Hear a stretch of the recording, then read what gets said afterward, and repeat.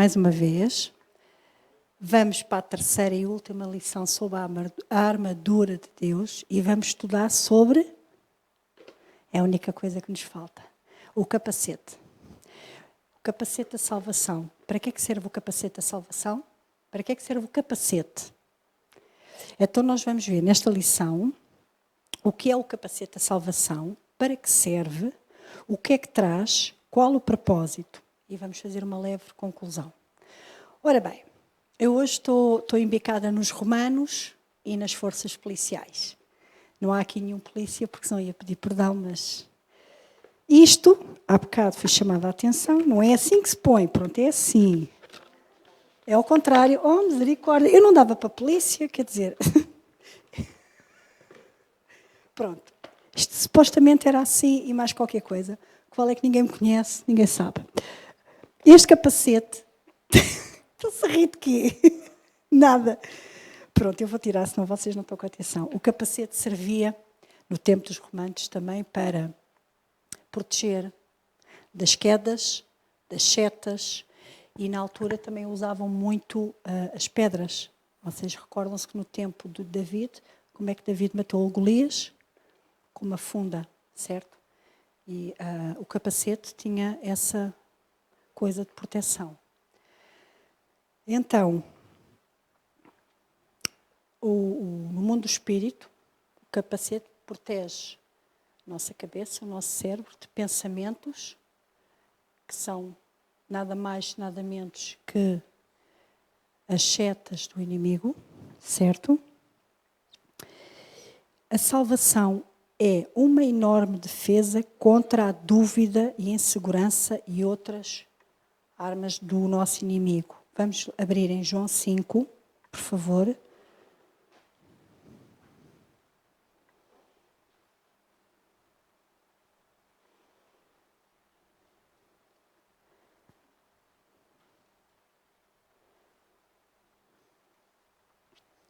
A salvação que nós temos em Cristo é a nossa grande proteção contra o perdão dos nossos pecados, daquilo que nós fizemos e cá de vir. Então diz assim... Ai, não, peço desculpa, pensava que já estava ali.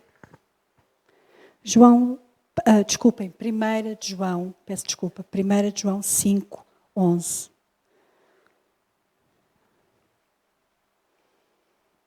Peço desculpa que me enganei.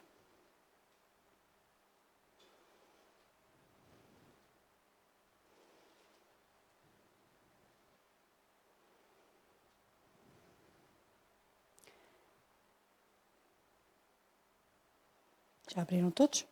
Estamos só à espera que eles ponham ali. Já está? Ok, diz assim: e o testemunho é este, que Deus nos deu a vida eterna, e esta vida está em seu Filho.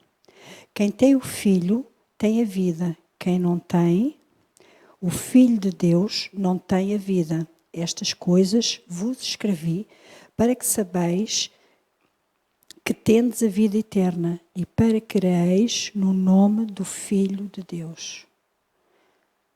Aqui no 12 nós lemos, quem tem o Filho tem a vida. Aqui neste versículo bíblico está a falar sobre a vida eterna, certo?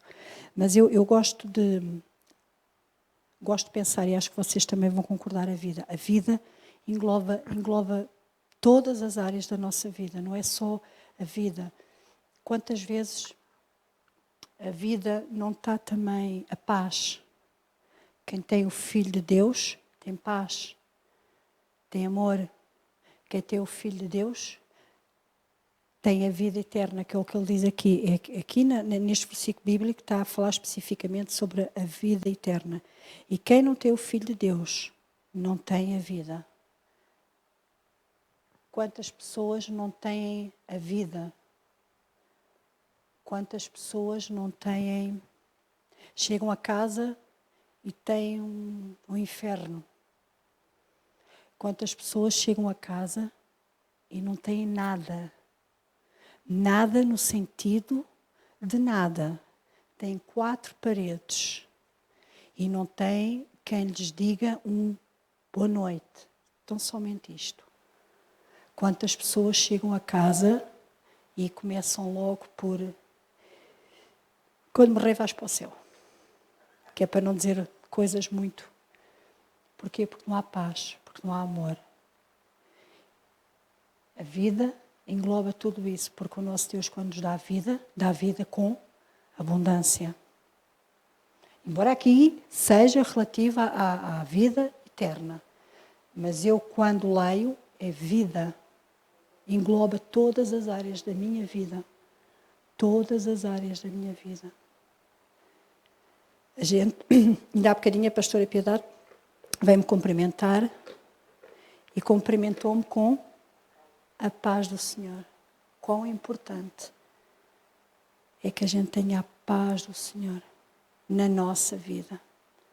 O que é que interessa a gente ter a vida eterna e não podemos experimentar um bocadinho dessa vida aqui na Terra? Ai, mas lá no céu vai ser tão bom. Já pode ser cá. Se tivermos a vida não é... Eu costumo dizer que há pessoas que sobrevivem. Nós não podemos sobreviver. O homem, quando eu digo o homem e a mulher, não fomos feitos para sobreviver.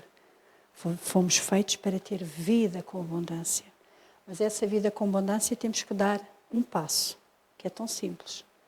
É convidar Jesus a entrar na nossa vida, para podermos ter esta vida, a vida eterna. E antes de chegarmos à vida eterna, experimentarmos um bocadinho, só assim, do que é a paz, o amor, tudo o resto que a gente experimenta um bocadinho. Amém? Ora, o que é o capacete? O capacete é o conhecimento, é a confiança do nosso destino eterno. É a confiança do nosso destino eterno. Nós sabemos, um dia que a gente partir, a gente sabe para onde vai. Também diz a palavra de Deus que somente aquele que perseverar até ao fim será salvo, certo? Portanto, nós temos que chegar ao fim da caminhada. Então, e se esta noite o Senhor me vier buscar? Chegou o meu fim da minha caminhada. Permaneci até ao fim, vou para o pé do meu Pai. Nós temos a certeza. Mas sabem que há pessoas que não têm a certeza? Têm uma angústia dentro delas. Têm uma angústia dentro delas. Não têm a certeza que... Será que eu estou salva? É a mesma coisa que estarem a dizer. Será que o sacrifício que Jesus fez na cruz foi suficiente para... Se calhar não foi. Se calhar Deus... Há aqui qualquer coisa que falta. O sacrifício dele ir a esta cruz, de morrer pregado, de verter o seu sangue por amor a mim, se calhar não foi o suficiente. Não foi. E foi pelo grande amor que ele tem por nós. Isso é que... Vamos abrir, é isto que eu estava a dizer, João 3,16. Eu amo este versículo bíblico. João 3,16. É daqueles versículos bíblicos que eu, quando li a primeira vez, tinha muito pouco tempo de convertido, por assim dizer, eu fiquei, como pode? E eu disse assim, ainda hoje eu não consigo compreender o grande amor que Deus tem por todos nós. Ao ponto de Ele fazer isto que está aqui escrito neste versículo bíblico. É um grande amor. João 3, 16. Este versículo bíblico é daqueles que... Ok? Diz assim, porque Deus amou o mundo de tal maneira que deu o seu Filho unigênito para que todo aquele que crê nele não pereça, mas tenha a vida eterna. Esta primeira parte do versículo bíblico, porque Deus amou o mundo de tal maneira. Há 2000 anos atrás, a gente não existia, certo? Portanto, estávamos muito bem conservados. Mas existiam outras pessoas. Eu quando recebi Jesus, quando convidei Jesus a entrar na minha vida, eu tinha 15 anos. E eu, quando parei com este versículo, disse assim: Deus amou o mundo de tal maneira que deu o seu Filho. O seu Filho, Ele amou de tal maneira cada um de nós. Reparem bem, antes, é isto que eu às vezes digo assim, eu sou tão pequenininha, a minha cabeça é uma ervilhinha, porque eu não consigo compreender, porque Ele amou-me a mim antes de alguém pensar que eu ia nascer, antes de eu ser concebida. Deus me amou, mas não foi só a mim, foi a cada um de nós. E este amor que Ele teve por nós, por mim que eu ainda não existia, e por cada ser humano que existe no planeta, Ele diz que Ele amou o mundo de tal maneira que deu o seu Filho. Quando eu fui mãe, e li eu comecei a ver este versículo de outra maneira, porque já sou mãe. E eu era incapaz de dar o meu filho para morrer no lugar de outro. Podia gostar muito do outro, podia amá-lo muito, mas não era capaz, sou sincera. Mas Deus fez isso. Mas é Deus. Eu não aspiro me pôr no lugar de Deus, mas é só para eu tentar perceber o amor que Ele teve pelo ser humano, o amor que Ele teve pela humanidade, o desejo que Ele tinha de ter uma família, que Ele amou o seu Filho, Ele amou o mundo de tal maneira que deu o seu Filho, para que todo aquele que nele crê não pereça, mas tenha a vida eterna. Aqui, o não pereça, o que é que vocês acham que será? Não pereça é que tenha tudo, que não tenha falta de nada? Não, está a falar em relação à vida eterna. Está a falar a gente, em vez de ir para o lugar certo, que é para o lado de Deus Pai, íamos para o lugar errado, porque era para aí que nós íamos. Se não tivéssemos convidado Jesus a habitar no nosso coração, se a gente não se arrependesse, se a gente não fizesse todo o processo que nós temos feito, era para aí que nós íamos. Era mesmo para o lago de fogo e enxofre. E Ele amou-nos tanto. É que eu gostava que vocês compreendessem. Compreendessem, não, porque eu também não sou capaz. É o amor de Deus. Eu já disse aqui, e continuo a dizer, esta foi a maior prova de amor que Deus me deu. Não é todas as coisas que Ele me dá, tudo aquilo que Ele tem feito na minha vida tem sido importante, mas esta foi a maior prova de amor. Porque nós temos que dar valor à nossa salvação. Porque naquela cruz o nosso Senhor Jesus morreu, derramou o seu sangue por amor de nós. Amém? E sofreu. Vamos ler Romanos 8. 23.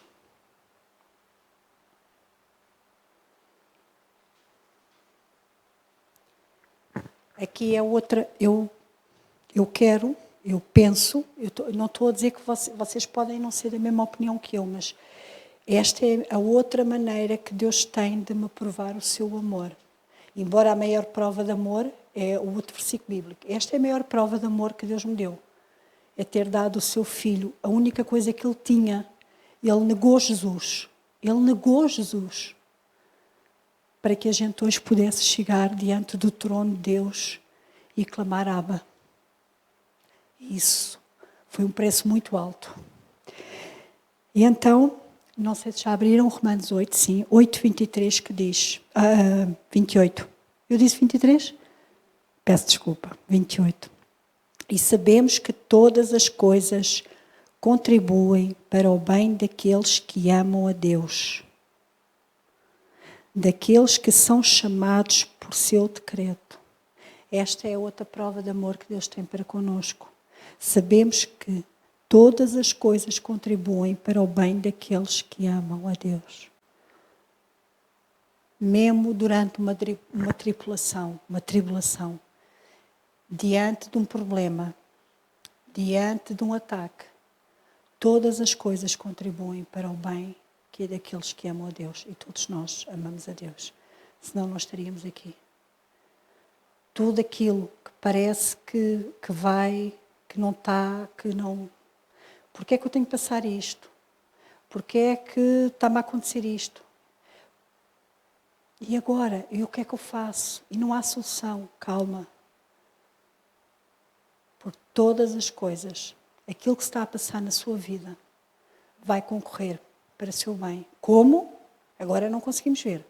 Lá à frente nós vamos perceber. Eu passei por isto e hoje eu sei dar o valor. E isto adiou isto. E eu hoje estou aqui. Mesmo naquelas coisas menos boas. Mesmo quando nos abandonam, como eu há bocado falei. O que é que pode isso contribuir para o meu bem que ama Deus? Sabem como? Quanto mais não seja, não fazer aos outros aquilo que nos fizeram a nós. Está a contribuir para o nosso bem. Porque tudo contribui para nós, para o nosso bem. Todas as situações na nossa vida, mais tarde ou mais cedo, nós vamos aprender algo com elas e vamos crescer.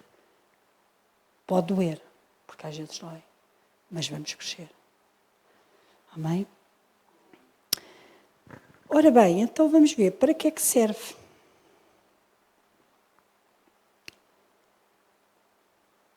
Ora, sabemos que não se pode... As setas. Geralmente eles não apontavam setas para aqui. Quais é que são as setas de Satanás? Os pensamentos. A incerteza. A insegurança. Vou-vos dar um exemplo. Olha, aquela irmã passou por ti e não te cumprimentou. Porquê? Já não gosto de ti. Estás a ver, ela já nem olha direito. Porque está de lado. E então, como está de lado, já não olha direito, por exemplo. Outras setas. A palavra de Deus diz que pelas suas pisaduras tu foste sarado. E o diabo, muito sorrateiramente, diz assim: olha, será para os dias de hoje? Não. Olha bem para o que tu sentes. Lembra-se o que é que eu falei há bocado? Que não temos que andar segundo aquilo que a gente vê. Nem o que sente. Neste caso é o que sente. Olha, já reparaste que ainda te dói a perna? Há quanto tempo é que estás assim? Se calhar, olha, se calhar eu sei, ou se calhar entrava por outros caminhos. Ele ainda vai mais longe. Sabes porquê é que estás assim? Porque Deus não te ama. E como estás afastado de Deus, é por isso que tu estás assim. O que é que isto se chama? Condenação. E ele vem com pantofinhas de lã e traz assim aqueles pensamentos. A gente às vezes diz assim, sou eu a pensar. Não, não somos nós a pensar. É o nosso inimigo que está atirando setas, pensamentos. Lembram-se que a presbítera Célia falou na última lição? Os pensamentos que começavam aonde? Na cabeça. E desciam para... E depois é o cabo dos trabalhos. Se a gente tiver o capacete, ele pode trazer pensamentos. Mas se nós tivermos a espada do Espírito, que é a palavra de Deus, no nosso coração, nós vamos falar com a nossa boca a palavra de Deus, de acordo com aquilo que Ele nos está a querer trazer à nossa mente. Quem diz a saúde diz outras coisas. Mas Ele é perito. E há pessoas que não sabem distinguir entre a voz do inimigo e a voz de Deus. Porque é muito parecido. Parecido? O diabo é perito em trazer o quê? Confusão, discórdia. Mesmo, às vezes, coisas nossas que nós estamos à espera de uma resposta de Deus e começa a haver uma confusão, diz que diz. É essa a confusão que ele gosta de lançar. Gosta de lançar confusão, dúvida, insegurança. Ele é perito nisso. Mas o nosso Deus, o que é que Ele traz? Uma voz calma, suave, doce, por vezes, já me aconteceu, parece que a voz é audível. Que eu olho, só cá estou eu. Mas a presença no nosso espírito é tão doce, é tão suave, que nós temos a tal certeza que eu falava há bocado, que é o nosso Deus a falar connosco. E não venha ninguém dizer que não é Ele, porque nós sabemos que é Ele. E o inimigo pode dizer, não faças isso. Mas nós temos a certeza no nosso coração que nós temos que fazer aquilo, porque é aquilo que Deus nos está a mandar fazer. Portanto, o capacete da salvação protege-nos do inimigo, daquilo que ele nos possa trazer à nossa mente. Porque ele é perito em trazer confusão, em trazer contendas. Medo. Quantas vezes nós não temos medo? Medo do amanhã. Medo de quando chegar a idade da reforma. Será que vai haver dinheiro lá para mim? Medo. Medo que uma doença nos atinja. Medo até de um dia a gente partir. De será? Medo. Medo não é coisa de Deus. Medo é o oposto de fé. O que é que o medo traz ao nosso espírito? Uma angústia. Uma coisa parece que está aqui, parece que estamos dentro de um colete de forças, assim, mas muito apertadinho que a gente nem consegue respirar. Isso é o que o medo traz. Quando a gente tem medo, o que é que a gente faz? Às vezes nem respiramos, porque estamos com medo, ficamos inativos, ficamos estáticos, isso. Não conseguimos reagir. Não é? Porque o medo é tão grande que as pessoas por vezes não conseguem reagir. E ele gosta tanto quando a gente tem medo. Tem medo, é mesmo isso. Eu vou-te pôr aqui o sentimento de medo, porque tu assim vais ficar. Não te vais mexer, não vais ler, não vais meditar, não vais orar, porque tu tens medo. E a pessoa fica, às vezes até tem medo de respirar. Medo. Medo de tanta coisa. O medo é o contrário de fé. Porque o medo, a gente ficamos estáticos. E a fé, a gente age. Amém? A ignorância das promessas de Deus. Outra coisa. Como é que nós podemos... Deus diz que devemos ir à presença dEle e devemos lhe pedir. Para a gente pedir a Deus, temos que saber o que é que Ele promete. Não é? Nós não vamos à presença de Deus e dizemos assim, Senhor, eu quero 1 milhão de euros, eu quero 1 milhão de euros.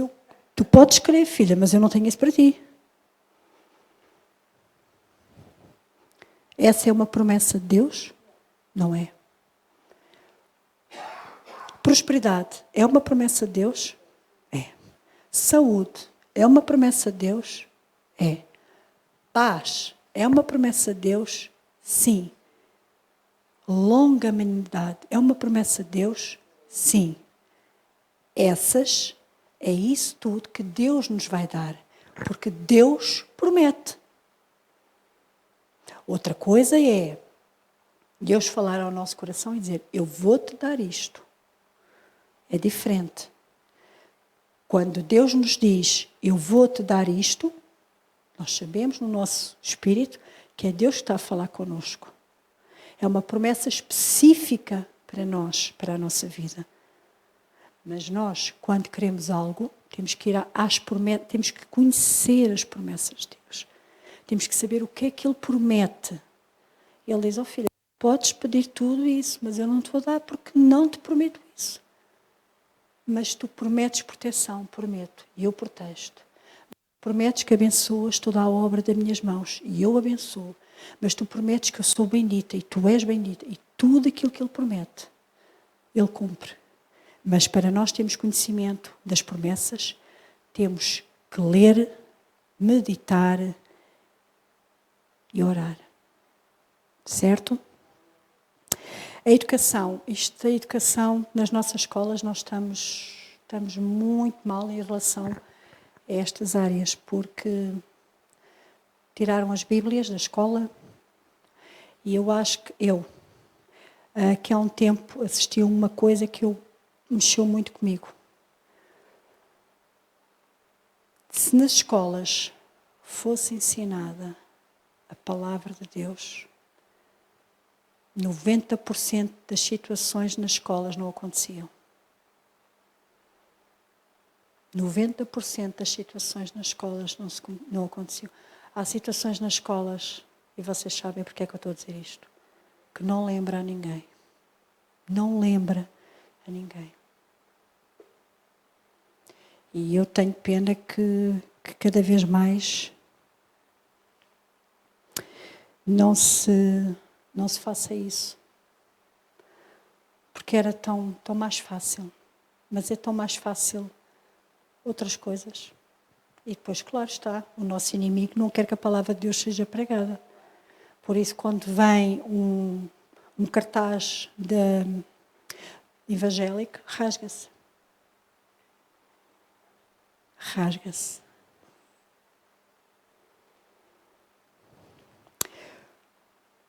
Ora bem, e o capacete da salvação também traz-nos a paz. A paz, que ali o nosso Emmanuel também costuma sempre nos cumprimentar com a paz de Cristo. A paz. Porquê? Porque estamos protegidos contra os pensamentos que Satanás nos possa trazer. Amém? Vamos abrir as nossas Bíblias em Romanos 5, 1.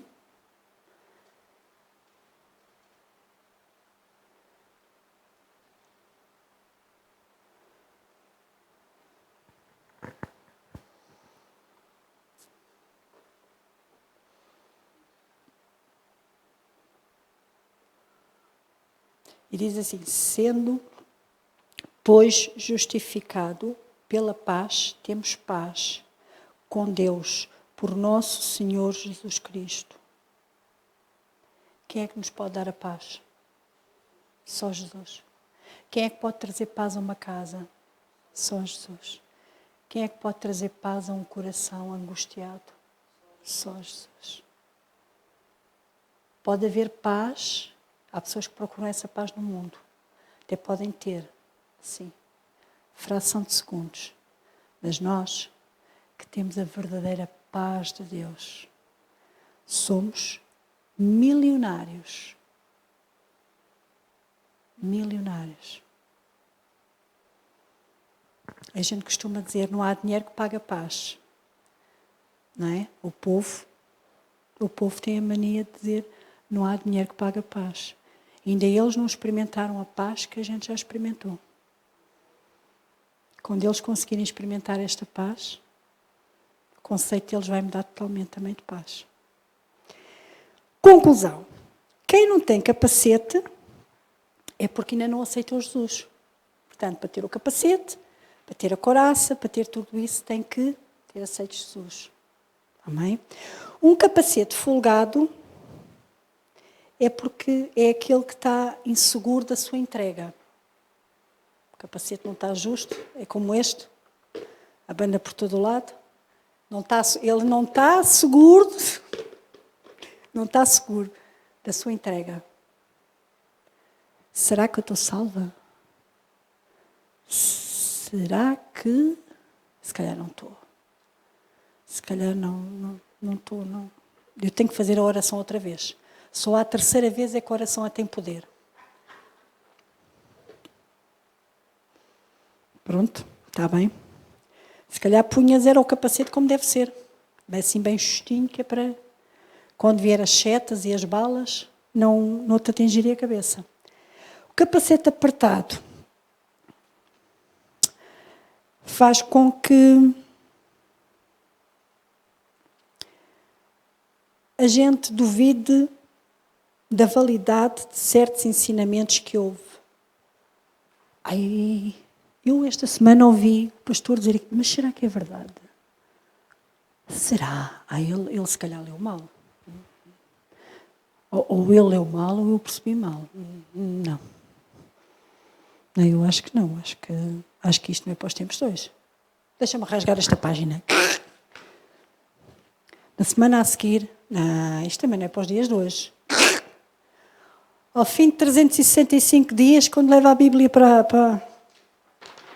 É só a capa. Porque não é nada para hoje. Põe em causa aquilo que houve. Põe em causa aquilo que o pastor dele ensina.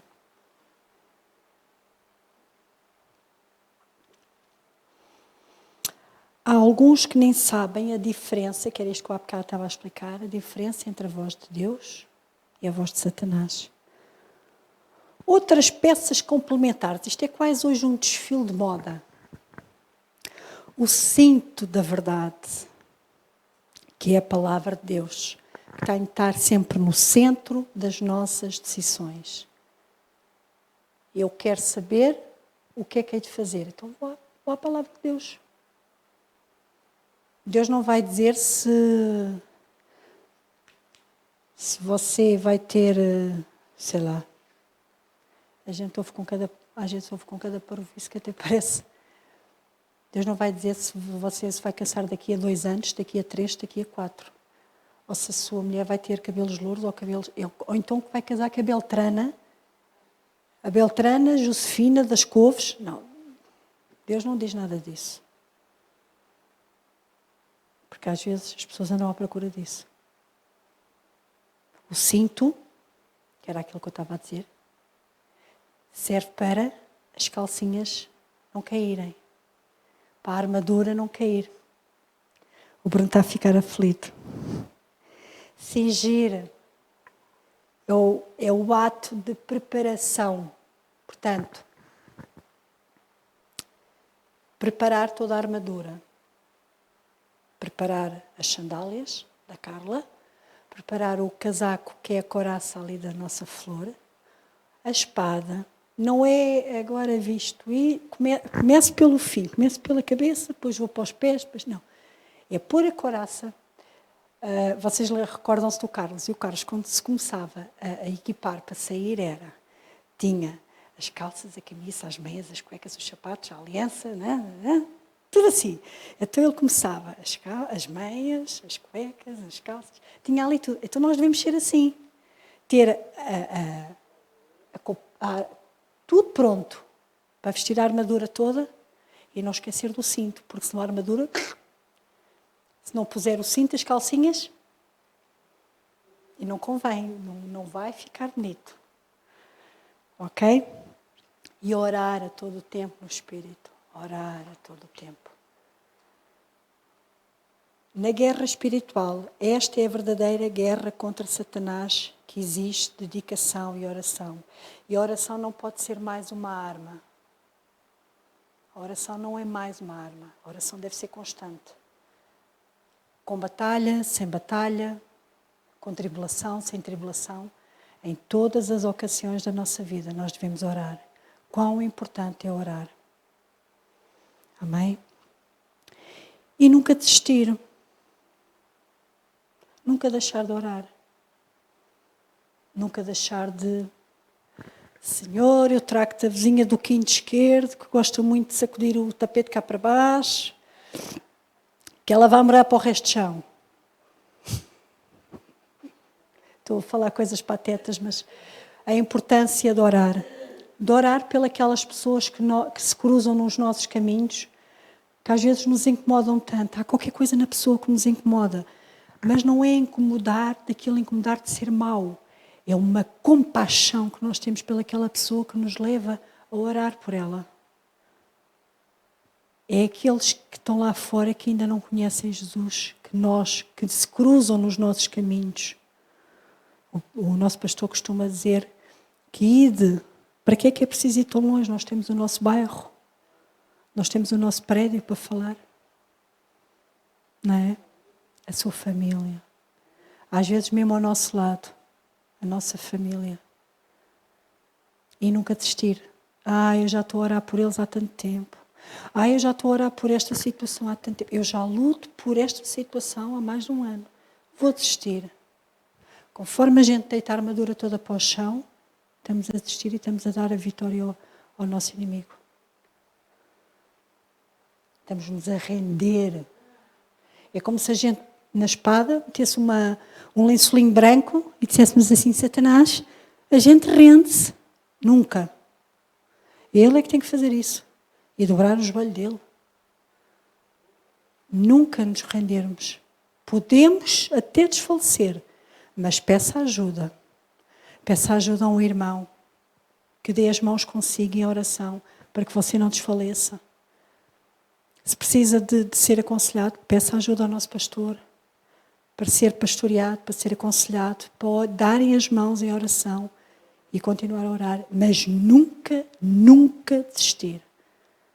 Porque aí o diabo vai dizer, já ganhei. Esta está ganha.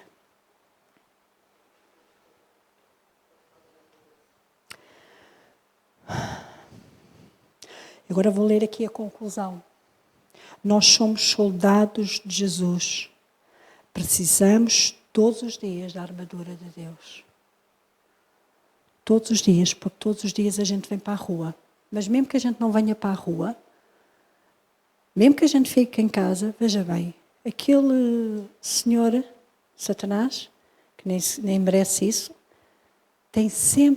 arranja sempre qualquer coisa para... Não é preciso sair à rua.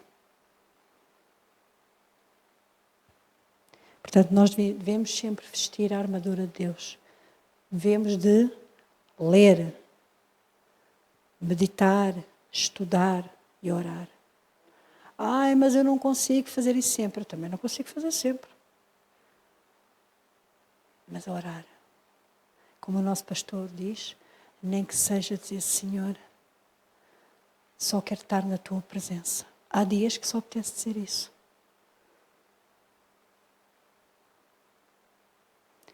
Por vezes porque a tribulação é grande, por vezes porque o problema é grande, outras vezes porque também gostamos de ouvir o silêncio. E às vezes no silêncio Deus fala. Às vezes Deus está assim a dizer, quando te calares diz. Porque nós andamos tão agitados no dia a dia que nem nos apercebemos que por vezes temos que abrandar o ritmo e parar. Parar para ouvir. É muito importante. Ouvir o que é que Deus tem para nos dizer. Ou então orar. 5 segundos, Senhor. São 5 segundos porque eu tenho mais que fazer. E quando Deus vai... Ué, onde é que Ele está? Já saiu da minha presença e ainda agora entrou? A oração é tão importante. Muito, muito importante. Não pensem que orar é uma coisa do outro mundo. Como é que você fala com o seu marido? Como é que você fala com a sua esposa? Como é que você fala com o seu pai, com a sua mãe? Não é com um protocolo, pois não? Com Deus não há protocolo. Porque nós somos filhos.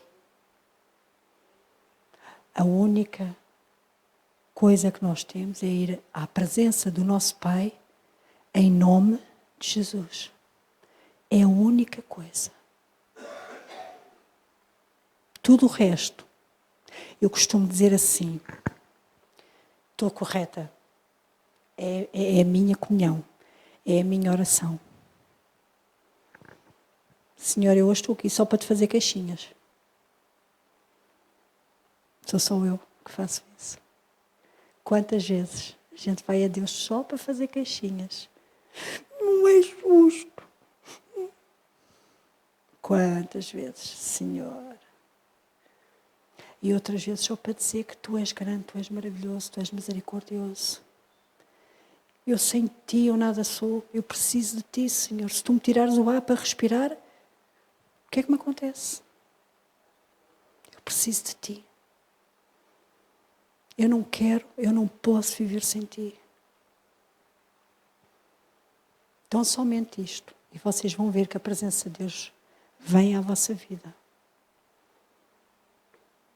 Depois há outros tipos de oração, mas isso já são coisas para o nosso pastor falar. A intercessão, já são... Agora, esta oração que eu vos estou a dizer é uma comunhão.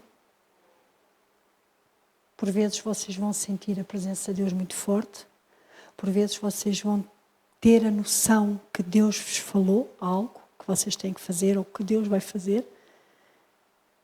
E outras vezes vocês vão só desfrutar da presença. Amém? E nessa presença vocês vão ter aquela paz que nós há bocado falávamos. Por vezes, à nossa volta, tem todas as situações para dar mal. Tudo está a funcionar mal.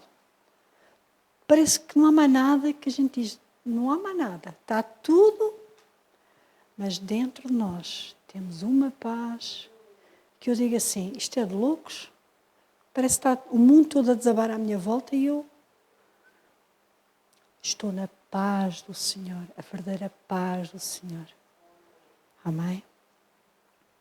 Eu espero que vocês tenham compreendido aquilo que eu vos quis passar, que temos todos, sem exceção, que vestir a armadura de Deus. Eu trouxe estes elementos porque acho que quando a gente vê, é mais fácil de identificar.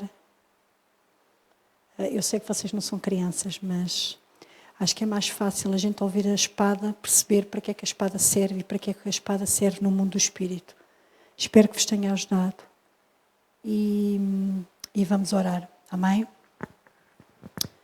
Querido Deus e Pai, Senhor, nesta noite nós ouvimos a Tua palavra. Percebemos, Senhor, que temos que ter a armadura de Deus vestida. Ajuda-nos, Senhor, sempre a pôr os olhos na Tua palavra. Ajuda-nos sempre, Senhor, a compreender qual é a armadilha que o diabo nos está a preparar. Dá-nos, Senhor, inteligência, sabedoria, para que demos bom uso à armadura que Tu nos deste. No nome de Jesus. Amém.